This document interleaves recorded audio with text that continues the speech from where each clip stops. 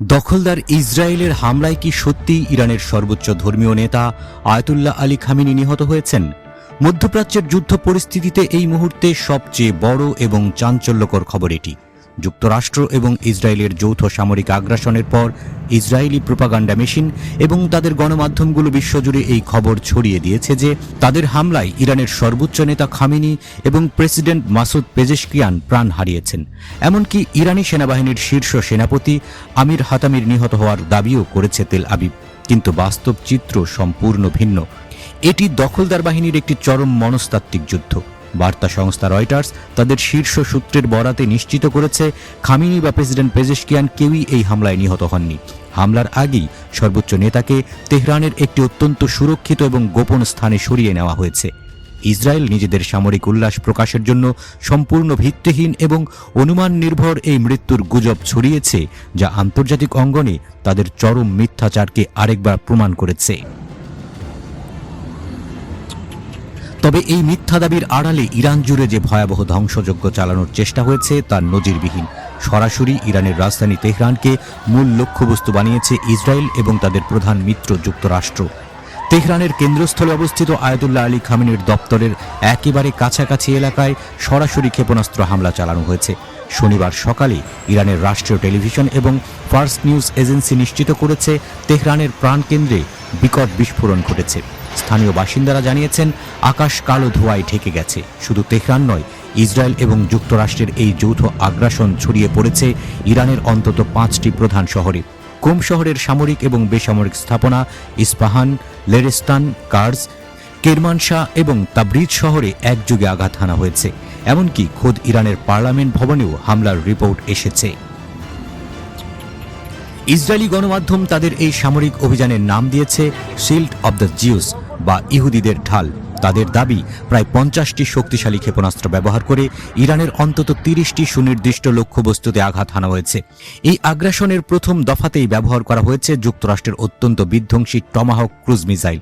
মার্কিন এবং Israeli নৌবহর Oman উপসাগর থেকে সরাসরি এই মিসাইলগুলো ইরানের ভূখণ্ড লক্ষ্য করে নিক্ষেপ করেছে। সংবাদ মাধ্যম আল জাজিরাকে এক শীর্ষ মার্কিন কর্মকর্তা সরাসরি নিশ্চিত করেছেন যুক্তরাষ্ট্রের সামরিক বাহিনী এই হামলায় শুধু সমর্থনই দেয়নি, তারা অত্যন্ত সক্রিয়ভাবে অংশগ্রহণ করেছে। এই আগ্রাসনের পর মার্কিন প্রেসিডেন্ট ডোনাল্ড ট্রাম্প অত্যন্ত আক্রমণাত্মক এবং উস্কানিমূলক বিবৃতি দিয়ে বলেছেন, আমরা ইরানের উপর বড় ধরনের হামলা চালিয়েছি। ইরানের অপশক্তিকে শেষ করাই আমাদের মূল লক্ষ্য। ইরানি অশুভ শক্তির হুমকি থেকে মার্কিন জনগণকে রক্ষা করতেই আমাদের এই আক্রমণ। তিনি এখানেই থেমে থাকেননি। মার্কিন বাহিনীর ক্ষতির আশঙ্কা স্বীকার করে তিনি বলেন, এই যুদ্ধে হয়তো কিছু বীর মার্কিন সেনার প্রাণ যাবে, ক্ষয়ক্ষতি হবে, যুদ্ধে এসব হবেই। কিন্তু যুক্তরাষ্ট্র এমন একটা ভবিষ্যতের জন্য লড়াই করছে যেখানে মধ্যপ্রাচ্যে তাদের সৈন্য এবং মার্কিনীদের অনাগত প্রজন্মের দিকে কেউ চোখ তুলে তাকাতে সাহস করবে না। সংবাদ মাধ্যম সিএনএন নিশ্চিত করেছে যুক্তরাষ্ট্র একটানা বেশ কিছুদিন ইরানে হামলা চালানোর ব্লুপ্রিন্ট তৈরি করেছে। কূটনৈতিক আলোচনার নামে যুক্তরাষ্ট্র এবং ইসরায়েল যে চরম প্রতারণার আশ্রয় নিয়েছে তা এখন পুরো বিশ্বের সামনে উন্মোচিত। মাত্র কিছুদিন আগেই সংঘাত এড়ানোর একটি দৃশ্যপট তৈরি করা হয়েছিল। ওমানের পররাষ্ট্রমন্ত্রী সরাসরি যুক্তরাষ্ট্র সফরে গিয়ে ভাইস প্রেসিডেন্ট জেডি ভ্যান্সের সঙ্গে আলোচনায় বসেছিলেন। উদ্দেশ্য ছিল মধ্যপ্রাচ্যকে একটি সর্বাত্মক যুদ্ধের হাত থেকে রক্ষা করা। কিন্তু নিরাপত্তা সূত্রগুলো নিশ্চিত করেছে সেই আলোচনা ছিল কেবল সময়ক্ষেপণ। গত 24 ঘণ্টায় যুক্তরাষ্ট্র এবং ইসরায়েল যৌথভাবে সিদ্ধান্ত নেয় যে ইরানের সাথে কোনো ধরনের আলোচনার সুযোগ তারা রাখবে না। সরাসরি সামরিক সংঘাতকে তারা একমাত্র পথ হিসেবে বেছে নেয়। এই সিদ্ধান্তের কয়েক ঘণ্টার মধ্যেই তেহরানের আকাশ চিরে নেমে আসে মার্কিন টমাহক মিসাইল।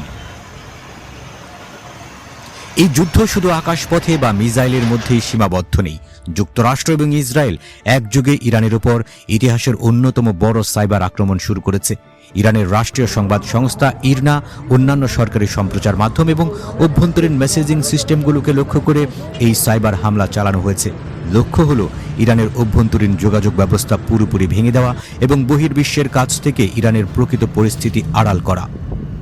এই মুহূর্তে ইরান সরকার পুরো দেশে ইন্টারনেট সংযোগ প্রায় সম্পূর্ণ বিচ্ছিন্ন করে দিয়েছে। তেহরান সহ সমগ্র দেশ জুড়ে এখন মাত্র 4% ইন্টারনেট কভারেজ সচল রয়েছে। বহির্বিশ্বের সাথে ইরানের তথ্য আদান প্রদান এক প্রকার স্থবির হয়ে আছে। সামরিক প্রস্তুতির অংশ হিসেবে এবং নিরাপত্তার সর্বোচ্চ সতর্কতায় ইরান তাদের পুরো আকাশসীমা অনির্দিষ্টকালের জন্য বন্ধ ঘোষণা করেছে। ইরানের সিভিল এভিয়েশন অর্গানাইজেশনের মুখপাত্র মাজিদ আখনাভ সরকারিভাবে জানিয়েছেন, দেশ জুড়ে সব ধরনের বেসামরিক বিমান চলাচল পুরোপুরি স্থগিত করা হয়েছে। তেহরানের ইউনিভার্সিটি এলাকাসহ বিভিন্ন জনবহুল স্থানে মিসাইল আঘাত হানার পর পুরো ইরানের সাধারণ মানুষের মধ্যে চরম ক্ষোভ ছড়িয়ে পড়েছে। দেশের শীর্ষ সামরিক এবং বেসামরিক নেতৃত্ব পরিষ্কারভাবে জানিয়ে দিয়েছেন, ইসরায়েল এবং যুক্তরাষ্ট্রের এই আগ্রাসনের জবাব হবে অত্যন্ত কঠোর। শত্রুপক্ষকে এমন অপ্রত্যাশিত মূল্য চোকাতে হবে যার জন্য তারা বিন্দুমাত্র প্রস্তুত নয়। ইরানে হামলার পর দখলদার ইসরায়েলের ভেতরের পরিস্থিতি এখন চরম আতঙ্কের। তারা হামলা চালিয়েছে ঠিকই, কিন্তু এখন তারা ইরানের পাল্টা প্রতিশোধের ভয়ে থরথর করে কাঁপছে। ইসরায়েলের প্রতিরক্ষামন্ত্রী ইসরায়েল কাটস পুরো ইসরায়েল জুড়ে জরুরি অবস্থা জারির নির্দেশ দিয়েছেন। তাদের নিজেদের আকাশসীমা বন্ধ করে দেওয়া হয়েছে। ইসরায়েলি সামরিক বাহিনী তাদের জনগণকে সুরক্ষিত বাংকারে আশ্রয় নেওয়ার নির্দেশ দিয়ে দেশ জুড়ে সতর্কতামূলক সাইরেন বাজানো শুরু করেছে। ইসরায়েল খুব ভালো করেই জানে, ইরান যখন তাদের প্রতিশোধের আঘাত হানবে তখন আয়রন ডোম বা ডেভিড স্লিংয়ের মতো কোনো আকাশ প্রতিরক্ষা ব্যবস্থা তাদের বাঁচাতে পারবে না। মধ্যপ্রাচ্যের পরিস্থিতি এখন পুরোপুরি নিয়ন্ত্রণের বাইরে চলে গেছে। খামেনির মৃত্যুর যে ভুয়া খবর ইসরায়েল ছড়িয়েছিল তা তাদের জন্য বুমেরাং হতে যাচ্ছে। ইরানের ইসলামী বিপ্লবী গার্ড কোর বা আইআরজিসি এবং তাদের সামরিক কমান্ড সম্পূর্ণ অক্ষত রয়েছে। তেহরান থেকে শুরু করে ইস্পাহান এবং কোম শহরে যে ধ্বংসযজ্ঞ চালানো হয়েছে তা প্রতিটি হিসাব এখন কড়াই গণ্ডায় আদায় করার প্রস্তুতি নিচ্ছে তেহরান। যুক্তরাষ্ট্রের প্রত্যক্ষ অংশগ্রহণের ফলে এখন মধ্যপ্রাচ্যে থাকা মার্কিন সামরিক ঘাঁটিগুলোও ইরানের সরাসরি লক্ষ্যবস্তুতে পরিণত হয়েছে। সংঘাত এখন আর কেবল ইরান এবং ইসরায়েলের মধ্যে সীমাবদ্ধ নেই, এটি একটি সর্বাত্মক আঞ্চলিক যুদ্ধে রূপ নিয়েছে। যে আগুন আজ ইসরায়েল এবং যুক্তরাষ্ট্র তেহরানে জ্বালিয়েছে, সেই আগুনেই দখলদার বাহিনীর পুরো অস্তিত্ব ছাই হয়ে যাওয়ার প্রহর গুনছে।